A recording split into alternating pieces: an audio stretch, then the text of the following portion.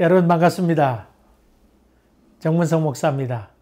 귀한 주일을 맞이하게 됐는데 하나님의 은혜가 여러분 그리고 여러분 가정 가운데 충만하길 주의 이름으로 간절히 기원합니다. 기도하겠습니다.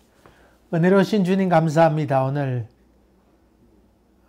또 주일을 맞이하게 되는데 주님께서 함께하여 주시고 어려움이 있더라도 잘 인내하고 또 지혜를 더하여 주셔서 잘 슬기롭게 헤쳐나갈 수 있도록 힘을 더하여 주시옵소서. 특별히 코비드로 인해서 여러 가지 어려움 겪고 있는데 주님께서 함께하여 주시옵소서. 예수님 이름으로 기도하옵나이다.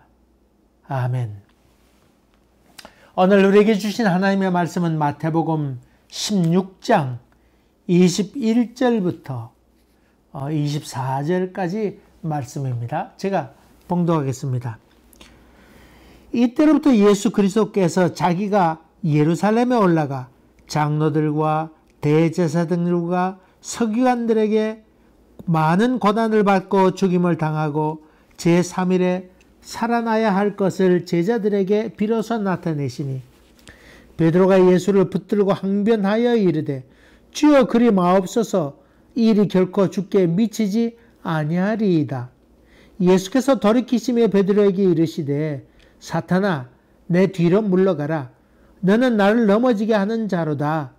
내가 하나님의 일을 생각하지 아니하고 도리어 사람의 일을 생각하는도다 하시고 이에 예수께서 제자들에게 이르시되 누구든지 나를 따라오려거든 자기를 부인하고 자기 십자가를 지고 나를 따를 것이니라. 아멘. 아멘. 성경을 이렇게 구절 보다 보면 그 구절에 나온 여러 가지 말씀으로 인해서 신학적인 논쟁이 벌어지기도 하고 또 이단 시비에 이게 오르락내락하는 경우도 많이 있습니다. 여러분 어때요? 예수를 믿으면 예수의 영이 우리 가운데 임하지 않아요? 성령이 우리 가운데 임하잖아요? 그러면 악한 영이 우리 속에 들어올 수 없는 것인가? 그런 질문이기도 해요. 이것 때문에 이단 시비도 많이 하고 있죠. 어떤 사람들은 논리적으로 맞지 않다. 신학자들의 견해에 의하면 주의 영이 우리 가운데 중심이 있게 되면 다른 것들이 들어올 수 없는 것이다. 그렇게 생각해서 그런 생각은 잘못된 것이다. 그런 얘기를 하고 반대로 목회 현장에 있는 사람들이나 실제로 악한 영 축사하는 거나 이런 걸 경험한 사람들은 아니다. 예수 그리스도를 믿지만은 악한 영이 우리 가운데 틈탈 때도 많이 있다. 현실적인 삶 가운데 그런 일들을 많이 보게 되니까 그런 논쟁이 휩쓸리기도 합니다. 그래서 신학자들은 논리적으로 맞지 않는 것이다 얘기하고 현장에 있던 사람은 아니다. 실제로는 그런 일이 있다. 그렇게 얘기해서 이단 시비가 많이 있기도 하지요. 실제로 많이 있습니다. 예수 믿으면 예수의 영이 우리 가운데 임하게 되지요. 근데 악한 영이 사이사이에 순간순간 역사할 때도 많이 있다고 하는 것도 염두에 두셔야 됩니다. 영생을 우리에게 주셨는데 예수의 영이 임하게 되어서 영생이 우리에게 주어진 약속이 있지만은 그러나 우리의 마음의 끈을 잠시 놓거나 그렇게 되면 이 악한 영이 순간순간 우리 마음의 중심을 차지하게 되어서 자기들이 주인처럼 행사할 때가 있다고 하는 것도 여러분이 기억해야 됩니다. 삶 속에서 날마다 성령 충만한 삶을 살아서 승리의 생활을 하자고 하는 것도 그런 까닭입니다. 이 참 어렵습니다. 악한 영은 잠들지도 아니하고 계속해서 우리를 공격해오는 모습을 보게 됩니다. 오늘 본문으로 들어가 봅시다. 오늘 본문에 있는 말씀은 예수님의 죽음이 점점 가까이 오게 되니까 너희는 나를 누구라 하느냐 자기 계시를 하는 사건이 나오지요. 그러면서 베드로의 고백, 지난주 말씀드린 것처럼 주는 그리스도시요 살아계신 하나님의 아들입니다. 이런 그 베드로의 고백을 예수께서 받으시고 아주 기뻐하셨다. 그러니까 천국의 열쇠를 너에게 주겠다. 이 고백은 우리에게 주신 하나님의 말씀이다. 다시 말하면 복음을 전함으로 말미암아 땅끝까지 복음이 열리게 되는, 복음의 문이 열리게 되는 그 열쇠를 우리 믿는 사람 모두에게 주었다. 그렇게 해석하는 것이 우리 개신교의 해석이라는 말씀을 드렸습니다. 어쨌든 간에 예수님께서 자기를 계시하면서 자기의 죽음을 자꾸 설명하고 있습니다. 그러면서 제자들에게 너희가 앞일을 대비하라. 그런 의미도 그 속에 있지요. 자기 앞길을 예비하면서 또 죽음을 얘기하면서 제자들이 그것을 준비하도록 합니다. 여러분, 종종 여러분은 죽음에 대한 얘기를 합니까? 또 많이 생각합니까? 얼마 전에 어떤 보고서를 보았더니 자기 죽음에 대해서 많이 생각하고 얘기를 자주 하고 하는 사람들이 자기의 죽음을 잘 맞이하고 평안한 죽음을 죽는다고 하는 보고서를 보았습니다. 그리고 그런 이야기를 하게 될 때 주변에 있는 사람도 마음의 준비를 잘 하게 되어서 그 죽음을 갑작스런 충격으로 받아들이지 않고 그 죽음을 잘 받아들인다 하는 보고서를 보았습니다. 우리가 죽음에 대해서 죽음을 산다고 하는 게 참 중요한 일이지요. 그래서 자기 자신에 대해서도 죽음을 자꾸 얘기하고 그러면서 자기도 준비를 잘 갖추고 주위에 있는 사람도 잘 준비를 갖추게 하는 것도 참 얼마나 귀중한 일입니까? 예수님께서 아마 그런 의미로도 자기를 자꾸 계시했다고 그렇게 볼 수도 있지요. 있죠. 이 베드로는 주는 그리스도시요 살아계신 하나님의 아들입니다. 이렇게 고백하게 될 때에 예수님께서 너무 기특하게 생각하고 참 대단한 고백이다. 그러면서 이 고백은 내가 한 것이 아니고 성령께서 가르쳐 주신 것이다. 그렇게 얘기하시면서 이제 칭찬하시게 됩니다. 고담 오늘 고담 나오는 말씀인데 이제 점점 자기의 죽음을 이제 얘기하게 됩니다. 장로들로부터 대제사장들로부터 그리고 서기관들로부터 고난을 받고 그리고 죽임을 당하게 되고 그리고 자기가 3일 만에 부활할 것도 얘기하게 됩니다. 이 얘기를 들었던 베드로가 몹시도 흥분하였습니다. 성경의 본문에 보니까 예수를 붙들고 예수가 이렇게 떨어져 앉았을 거 아닙니까? 근데 붙들고 가서 벌떡 일어나서 아마 간 것 같습니다. 붙들고 그 다음에 두 번째로 항변하여 그럴 수 있냐고 항의했습니다. 그리고 주여 그리 마옵소서 이 일이 결코 주께 미치지 못하리이다. 아이고 그런 일이 있을 수 없습니다. 뿐만 아니라 이 말 가운데는 그런 일이 있더라도 내가 가서 처리할 것입니다. 그런 어떤 자기의 충성서약 이런 의미가 그 속에 담겨 있는 것 아니겠어요? 이 예수님의 고난과 죽음에 대해서 이 베드로는 그 스승과 제자 사이의 그 사랑의 관계 3년 동안 같이 다녔으니까 자기 스승에 대해서 깊은 사랑, 존경하는 마음, 경외하는 마음 이런 것도 있지 않았겠어요? 또 뿐만 아니라 이 베드로는 자기 스승이 지금까지 같이 있었는데 이분이 돌아가시면 어떻게 하느냐 하는 두려워하는 또 당황스러워하는 마음도 있겠고 깊은 걱정이 그 순간 머릿속에 스치지 않았겠어요? 뿐만 아닙니다. 지금까지 억울함도 당하고 또 모함도 받고 온갖 비난도 받았는데 장로들과 대제사장 그리고 서기관들로부터 고난을 받아서 십자가에 달려 죽는다고 하는 것 죽음이 임한다고 하는 건 실패요 패배 아니겠어요? 3년간이나 그래도 예수 승리를 믿고는 그래도 언젠가는 깃발을 꽂을 거라 생각하고 쫓아왔는데 돌아가신다니 이 말이나 되는 겁니까? 다시 말하면 사업하다가 쫄딱 망하는 것이라 아마 그런 생각 생각도 베드로가 들지 않았겠어요. 그래서 이 예수님께 도망갑시다. 아마 도망가면 된다고 아마 그런 생각 가졌는지 모르겠고, 또 베드로가 내가 나서서라도 목숨 걸고 내가 싸우겠다고 아마 그런 결단도 의협심도 그 가운데 있었으리라 생각합니다.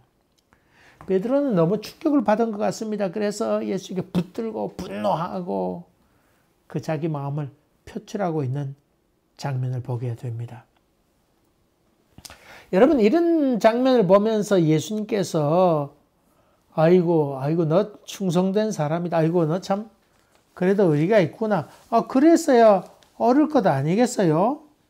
근데 오히려 책망하면서 사탄아 내 뒤로 물러가라. 너는 나를 넘어지게 하는 자로다. 내가 하나님의 일을 생각지 아니하고 사람의 일을 도리어 생각하는구나. 이런 말씀을 하게 됩니다. 이 말씀 듣던 베드로도 아주 난감했으리라 생각합니다. 그렇잖아요? 그 전에 바로 그 베드로의 신앙 고백 그걸 할 때는 예수님 극찬하시면서 아이고 성령의 가르침이다고 그렇게 말씀하셨는데, 이 베드로의 그 충성스럽고 예수를 위한 그런 발언을 들으면서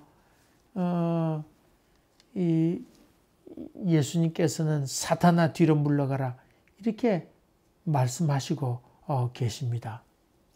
여러분, 이 베드로의 말이 뭐가 잘못된 겁니까? 스승이 고난을 받고 죽게 된다고 하는데 아이고 그러셔야 됩니다. 그렇게 얘기한다 그러면 정신 나간 사람 아니겠어요? 여러분 한번 집어 생각해 봅시다. 만약에 예수님께서 내가 이제 죽게 된다, 고난 받게 된다, 그런 얘기를 하실 때 여러분이 그 앞에 있었다 그러면 여러분 어떻게 리액션, 어떻게 여러분은 반응할까요?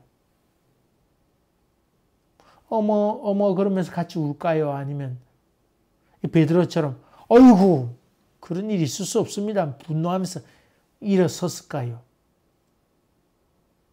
아니면 여러분 한번 생각해 봅시다. 아이고 주님 잘 생각하셨습니다. 아이고 십자가 지셔야지요. 이렇게 여러분 얘기할 겁니까? 아이고 암요. 주님께서는 이 땅에 죽으러 오셨으니까 고난 받으셔야지요. 그놈들이 때리면 맞고 그러셔야지요. 죽으면 죽어야지요. 이런 얘기를 여러분 하나님 뜻이라고 그러고 예수님 말씀을 생각하면서 그렇게 대답할 수 있었을까요? 참 어려운 얘기지요. 사실 베드로는 즉히 정상적이고 상식적이고 이성적인 얘기를 하고 있습니다. 그리고 대단히 인간적인 얘기를 그가 하고 있습니다. 거기 장면을 바라보면서 도무지 틀렸다고 보기가 힘듭니다. 여러분 그 동영상 가운데 제가 종종 아니면 꼭 요즘은 꼭 보진 못합니다만 그래도 제가 즐겨보는 페이지가 있는데 그것은 명진 스님의 스님은 사춘기인가 이렇게 그런 프로가 있습니다. 제가 그걸 자주 봅니다. 그 삶을 이렇게 바라보면서 참 재미있게 스님의 얘기를 듣고 있습니다. 근데 그 얘기 가운데 그 자기 스승 아주 자기가 참으로 존경하고 늘 큰 스님으로 이렇게 섬겨 있는 스님이 계시는데 그분이 그만 위암인가 이렇게 3기인가 4기인가 되어서 병원에 입원했다고 하는 소식을 듣고는 이 명진 스님이 그 병원을 찾아갑니다. 찾아가서 그 이야기 이렇게 듣는 가운데 스님이 이제 암 수술을 받으시라고 한다는 얘기를 듣게 됩니다. 이제 내일 모레면 암 수술 아마 받기 위해서 병원에 입원해 계시는데 명진 스님이 그 찾아가서 그렇게 얘기합니다. 스님은 설법할 때나 우리들에게 말씀하실 때 암에 걸리게 되거나 이렇게 되면 나으려고 아둥바둥 하지 말고 그저 그것을 마음으로 잘 받아들이라. 그런 설법을 지금까지 하셨는데 스님은 지금 암으로 인해서 스님이 그런 경우를 당하니까 스님은 수술하려고 그렇게 이렇게 애쓰고 생명 연장하려고 그렇게 애쓰는 것이 참으로 올바르지 않지 않습니까? 그때 말씀하고 지금 말씀하고는 우리에게 가르쳤던 말씀하고는 너무 다른 것 아닙니까? 그렇게 그 명진 스님이 얘기를 했다는 겁니다. 이 얘기를 들었던 그 스승되는 스님이 가만히 생각하시더니 이렇게 말씀하시랍니다. 네 말이 조금도 틀림이 없다. 그런데 참 섭섭하구나. 그렇게 말씀하셨답니다. 참 그 스님이. 그러면서 그 명진 스님의 그 자기의 제자 얘기를 듣고는 그 스님이 시자를 불러가지고는 그 병원 수술하려고 수속을 밟았던 걸 다 취소하고는 다시 자기가 거주하는 절로 들어가서 거기서 2개월 정도 더 사시다가 선종하셨다. 그런 얘기를 들었습니다. 참 내 말에 틀림이 없다. 그런데 참 섭섭하구나. 참 그 스님, 그 훌륭한 스님이다 하는 생각을 저는 갖습니다. 근데 그렇게 얘기해 줄 수 있는 제자도 참 훌륭하다 이런 생각을 가지면서 참 우리가 배울 점도 많이 있다. 그런 생각을 해보게 됩니다. 여러분 다시 한번 돌아봅시다. 예수님께서 고난 받으셔야 되는데 여러분이 그 자리에 있었더라면 여러분 뭐라고 말씀할까요? 아이고 스님 그러시면 안 됩니다. 그렇게 얘기해야 될까요? 아니면 아이고 잘 생각하셨네요. 아이고 참 그렇지요. 십자가에 죽으셔야죠. 고통 받으셔야죠. 그렇게 얘기했을까요? 요즘 그 코비드로 인해서 무리를 일으키고 있는 선교 단체가 있죠.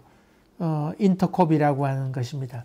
여러분 이 인터콥은 얼마 전에 그 중동에 가서 그 순교 죽음을 당했던 그런 일이 있었지요. 그 단체 인터콥은 아주 극단주의적인 생각을 갖고 있습니다. 그 수련회를 하면서 코비드에 전염병을 옮기게 됐는데 그 밝히지 않게 돼서 참 많은 어려움을 겪고 있다는 얘기를 들었습니다. 이 단체는 이슬람 국가에 복음을 전해야 된다고 얘기하고는 많이 쇠뇌합니다. 그리고 순교를 각오해야 된다. 그렇게 얘기하면서 죽음에까지도 죽음을 불사하고 나가야 된다. 그런 생각을 가지게 됐는데 그래서 나라 간에 문제가 일으키게 되고 또 인질로 잡히게 되고 그런 극단적인 그 생각을 갖고 있는 단체이기도 합니다. 근데 참 인터콥 그 지도자들은 자기들은 가서 순교를 안 하면서 다른 사람에게 자꾸 순교를 강요하고 있는 장면을 봅니다. 순교라고 하는 피치 못해서 그리고 믿음을 지키기 위해서 그렇게 선택해야 되는 것인데 죽으러 내어보낸다고 하는 것이 과연 상식에 맞는 것인가? 그런 생각을 많이 하게 됩니다. 여러분 여기에 비해서 베드로는 죽음을 향해 걸어가시는 그 자기 스승에 대해서 만류하는 것, 이거 당연한 것 아닙니까? 그런 것 아닙니까? 여러분 소크라테스 여러분 잘 아시죠? 소크라테스가 그 아테네에서 그 많은 젊은이들을 그 가르치고 했는데 이 소크라테스가 젊은이들의 영혼을 미혹해 한다고 하는 혐의를 받게 되어서 결국은 재판을 받게 됩니다. 그 투표에 의해서 재판을 받게 되는데 아마 소크라테스는 자기가 설마 죽겠나 이런 생각을 가졌던 것 같아요. 내가 뭐 그렇게 잘못했을까 그렇게 생각했고, 적어도 그 젊은이들이 또 많은 사람들이 그래도 상식이 되는 줄 알고 생각했던 것 같습니다. 그 당시에는요, 어땠냐면 거기 많은 사람들이 투표하게 되는데, 투표하는 사람들에게 선물로 주고 뇌물 공세를 많이 해가지고 암만 죽을 죄를 지었다 할지라도 살아나는 그런 투표 제도가 다수결 제도가 있었습니다. 그렇게 해서 결정을 보도록 했는데, 이 사람들이 그 소크라테스, 야, 사람들에게 가서 살려달라고 그렇게 요구도 하고 겸손하게 머리도 숙이고, 좀 있는 돈으로 좀 뿌려가지고는 저들에게 얘기해서 좀 이렇게 잘 판결이 쥐어들어 그렇게 하라, 그렇게 요청합니다만 소크라테스는 꿈쩍도 하지 않습니다. 아마도 거기에 대해서 자신감도 좀 있을 것 같고, 또 뿐만 아니라 소크라테스는 그 대중에 의한 큰 소위 무식한 우인들에 의한 다수결을 지지하지 않았습니다. 그렇게 생각하니까 아마 좀 무시한 경향도 있었겠지요. 그래서 투표했는데, 정말 그만 사형에 많은 사람들이 찬동하게 되지요. 근데 거기에 판결을 마지막 그 시행 명령을 내렸던 그 아테네시의 최고 되는 사람이 어디 여행 갔다가 돌아와서 결정을 내야 됐는데, 그 기간 동안에 그 제자들이나 아니면 친구들이 찾아와서 소크라테스에게 야, 도망가자, 좀 다른 도시로 가서 우리가 살면 되지 뭐 꼭 이런 데 있어야 되나, 그러면서 자꾸 도망가자고 자꾸 재촉합니다만은 그는 꿈쩍하지도 않습니다. 여러분, 예수님께서 그런 일을 당했을 때 베드로가 우리 저기 북쪽 땅으로 갑시다, 그럴 생각도 할 만도 하고 만류하는 것이 당연한 일이 아니겠습니까? 그런데 예수님께서는 사탄아 뒤로 물러가라고 그렇게 지금 책망하고 있습니다. 성격 급하고 다혈질이니 베드로, 좀 얘기를 더 들어보고 조용히 그냥 가만히 있었으면 차라리 좀 나았을 텐데, 의협심이 강했던 이 베드로는 나서서 그냥 예수 앞에 항쟁하게 됩니다. 사실 예수님의 분노에는 그럴 만한 이유가 있습니다. 인간적으로 예수님은 죽기 위해서 오셨잖아요. 죽음의 사명을 갖고 예루살렘에 올라가고 있는데, 그 사명을 몰라보고 예수님에 대해서 그리 말라고 얘기하게 될 때에 참 제자들이 얼마나 답답하게 느꼈을까 하는 생각 같습니다. 또 이 제자들은 예수님이 사명을 감당해 내려고 하는 그 자기 스승의 마음을, 그 뜻을, 하나님의 뜻을 모르는 것에 대해서 안타까움도 많이 느끼지 않았을까요? 예수께서 이 땅에 오신 이유는 그 죽음으로 온 인류의 죄를 구속하시고 사함을 받고, 그리고 인류를 구원하는 십자가를 지는 일이 자기의 사명인데, 이것을 반대하는 것은 사탄의 짓으로 예수님께서 생각하셨습니다. 이 거룩한 일을 반대하는 것은 사탄의 짓이로구나. 그래서 사탄아 물러가라고 그렇게 단호하게 예수님께서 말하고 있습니다. 또 예수님께서 이렇게 단호하게 얘기하셨던 이유 가운데 하나는 사탄이 요동하지 못하도록 그렇게 급히 멈추려고 했던 의도도 그 속에 있다고 볼 수 있습니다. 그 모임에 예수님의 죽음에 대해서 얘기하고, 그렇게 될 때에 그 모임이 얼마나 우울해지고, 우리 스승님 선생님이 죽게 된다니 하는 생각을 갖게 되자 많은 사람 다 우울해질 것 아닙니까? 뭐 훌쩍거리는 사람도 있겠고, 앞으로 어떻게 될 건가 큰일 났구나 하는 고민하는 사람도 있게 되어서 걱정과 근심, 그리고 울고 불고 눈물의 바다가 되게 되면 참 감당하지 못할 정도의 그런 상황이 그 가운데 있게 되어서 소위 사탄이 즐거워하는 일이 그 속에 발생할 수 있다고 하는 것을 예수님께서는 감지하셨던 것 같습니다. 그래서 예수님께서 서둘러서 사탄을 해결하고 직감하신 예수님께서는 베드로를 향하여 야 뒤로 물러서라고, 앞에 와서 하면 그러면 안 됩니다. 뭐 이랬던 것 같은데 뒤로 물러서라고 그렇게 단호하게 이야기하고 계십니다. 예수님께서는 하나님의 일을 생각지 아니하고 사람의 일을 생각하는 사람이로다. 그렇게 얘기하시면서 한 가지 덧붙입니다. 각자 자기 십자가가 있는데 나를 따른다고 하는 것은 자기 십자가를 지고 따르는 것이라. 그것을 강조해서 지금 이야기하고 있습니다. 사도행전 21장에 보게 되면 비슷한 사건이 나옵니다. 사도 바울이 1차, 2차, 3차에 걸쳐 선교행을 마치고 에베소에서 그 예루살렘에 그 기근이 일어나게 되니까 아마 에베소 교회들이 아마 헌금을 하게 되고 또 옛날 그 사도 바울이 3년 동안 에베소에서 가르쳤던 것이 있으니까 거기서 장로들과 헤어지게 되면서 이제 다시 보지 못할 것 같다 하는 생각을 하게 되죠. 눈물의 이별을 하게 되잖아요. 그리고는 배를 타고 와서 드디어 가이사라에 도착하게 됐는데 바닷가에 있는 가이사라에. 가이사라에는 그 빌립이라고 하는 7 집사 가운데 한 집사가 된 빌립 집사가 거기 있었습니다. 근데 거기에는 4명의 딸이 있었는데 다 은사가 있었던 것 같아요. 예언의 은사가 있었습니다. 근데 어쨌든 빌립 집사 집에 이렇게 유하게 되었는데 여기 있다가 지금 예루살렘에 올라가려고 하고 있습니다. 그런데 이때 유다에 내려왔다면 아마 예루살렘인지 그건 모르겠습니다만은 아가보라고 하는 선자, 아마 예언자, 그때 뭐 예언자라 볼 수 있죠. 예언자, 예언의 계시를 받는 은사가 있는 그런 사람이 있었는데 이 아가보라는 사람이 와가지고는 그 바울의 띠를 이렇게 가면서 하나님께서 나에게 보여주시기를 이 띠 주인이 예루살렘에 올라가게 돼서 거기서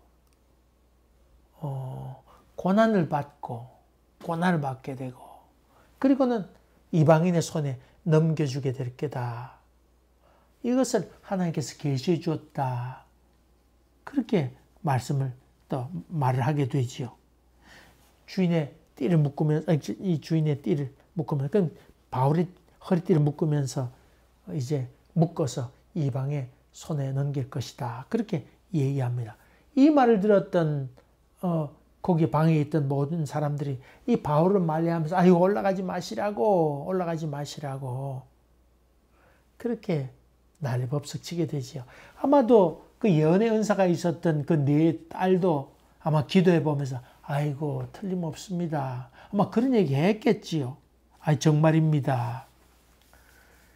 그렇게 얘기하게 될 때에 그 베드로가 아이 나는 그래도 올라갈 거라고 그렇게 얘기하게 되니까 거기 모였던 사람 다 울고불고 난리 났잖아요.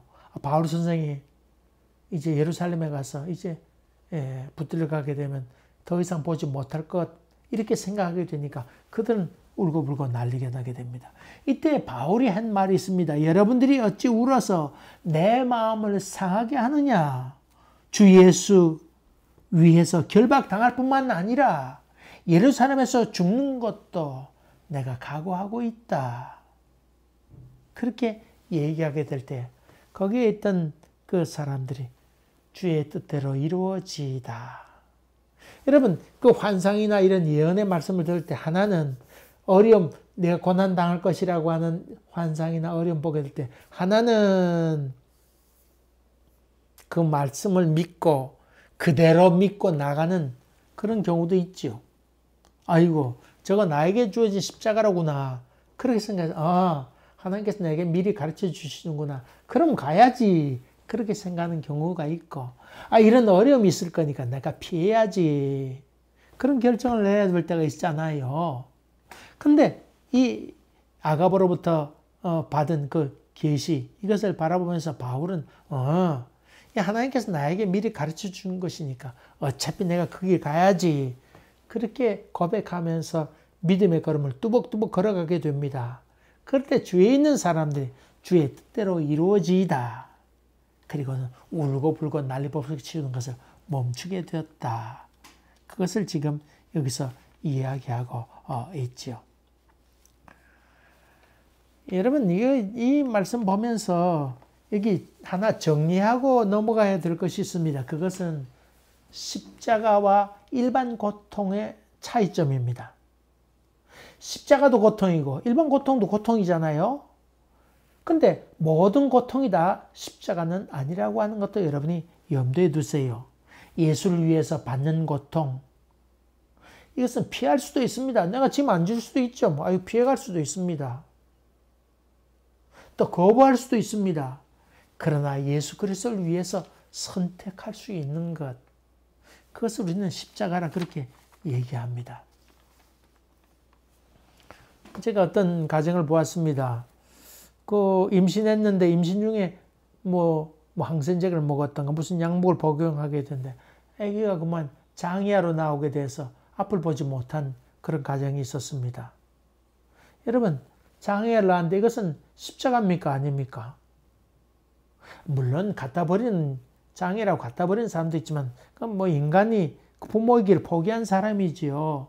근데 보통 다 자기 자식이니까 키우잖아요. 이거는 십자가입니까? 아닙니까? 십자가라고 볼 수 없습니다. 예수를 안 믿으면 내가 살려줄게.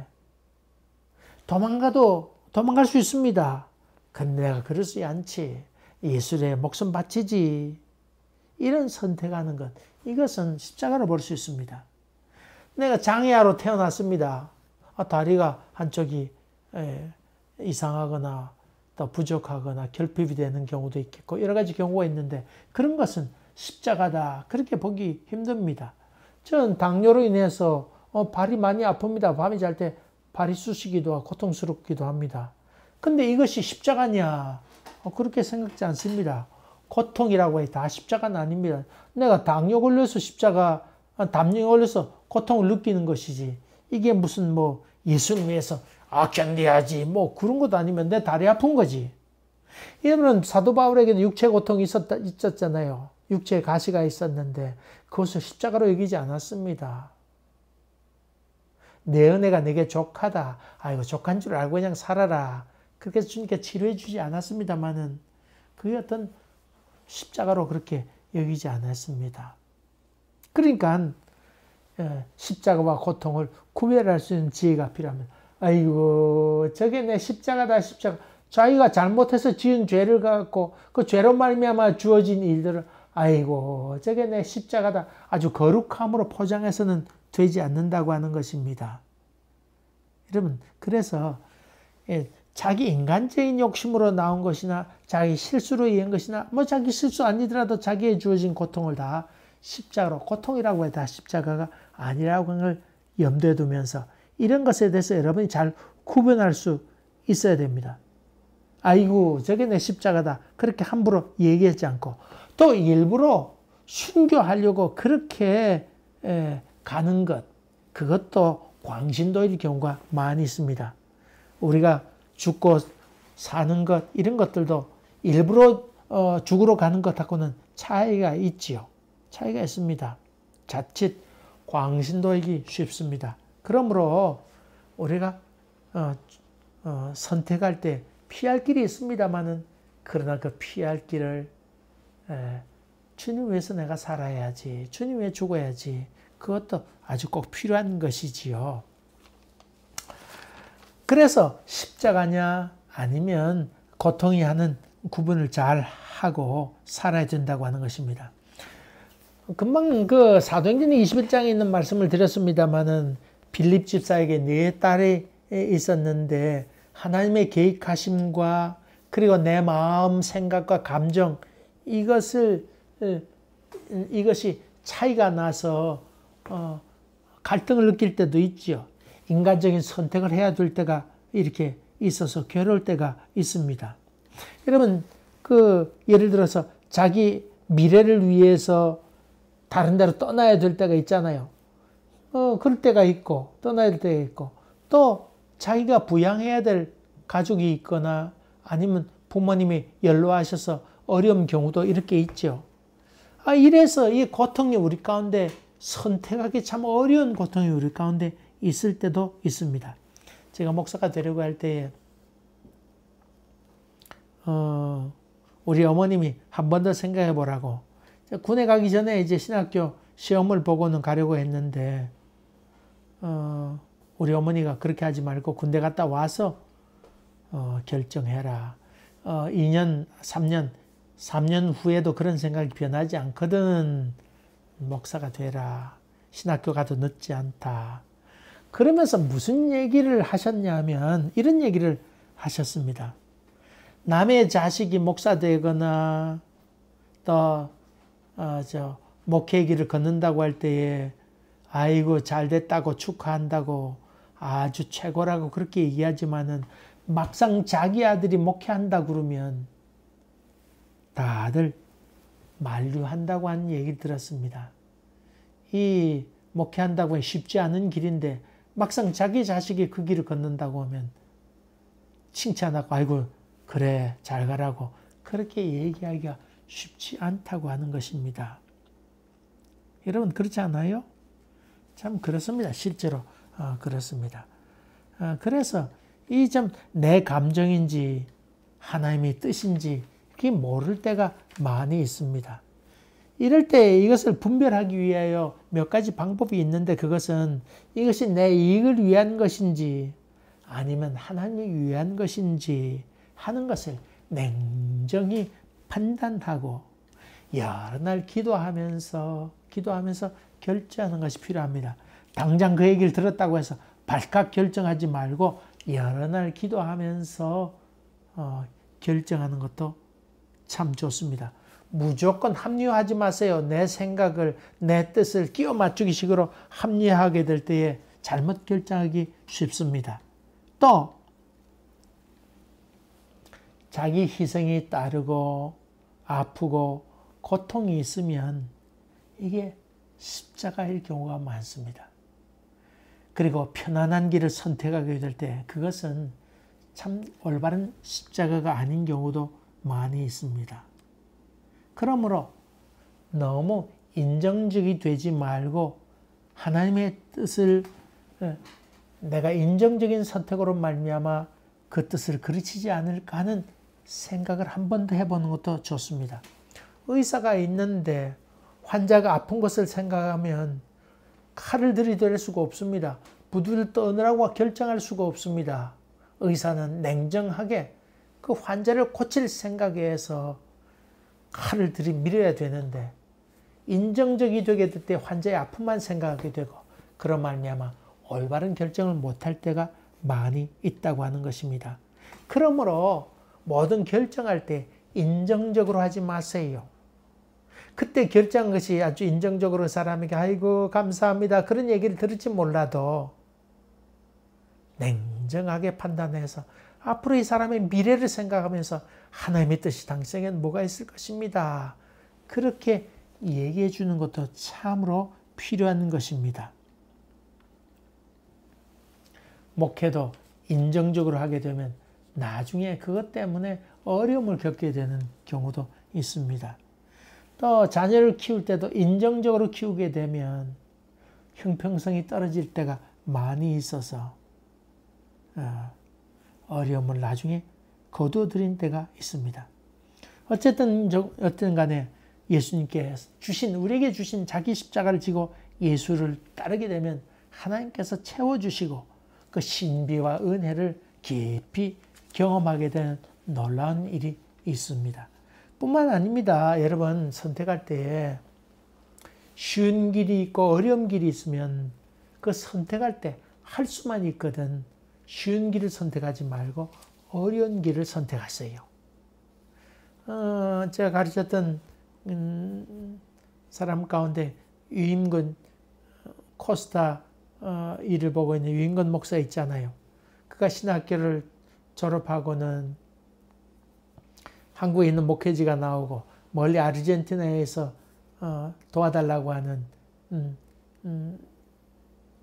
소식이 왔을 때 어떻게 결정할까? 그럴 때 그 어머니가 전도사님인데 그 어머니가 그렇게 얘기합니다. 야, 좋은 쉬운 결정이 있고 어려운 결정이 있는데 그럴 때 늘 어려운 결정을 해라. 그렇게 가르쳐 주어서 그 지구 반대편에 있는 아르헨티나로 선교로 몇 년 떠나게 되지요.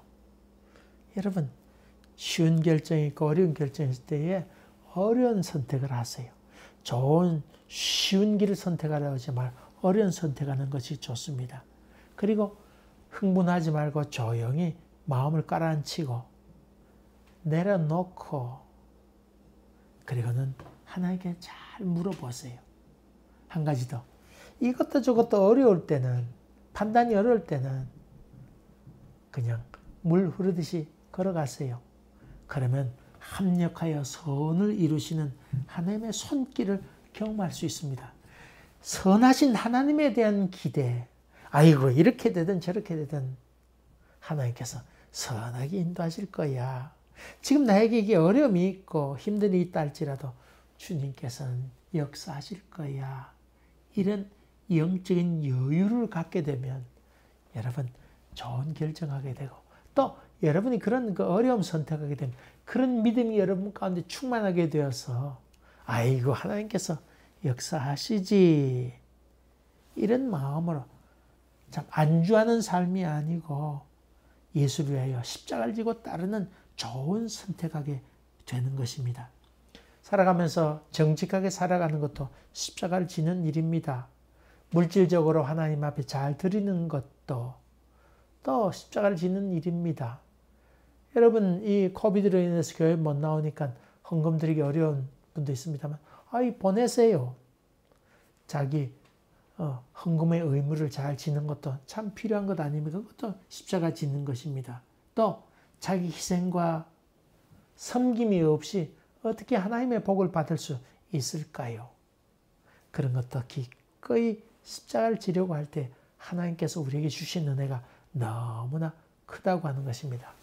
사랑하는 교회 여러분, 내게 주어진 십자가가 뭔지를 또 내게 이 시간 또 이 땅에 있는 동안에 내가 꼭 이것만큼은 해야 될 것이 무엇인지 자기 십자가가 무엇인지를 한 번 더 생각해보는 귀한 시간이 되기를 주의 이름으로 간절히 기원하고 그 십자가를 질 때 주님께서 우리를 업고 가신다고 하는 것도 기억하시면서 주 앞에 날마다 또 부단히 걸어가신 여러분 되시기를 주의 이름으로 간절히 기원합니다.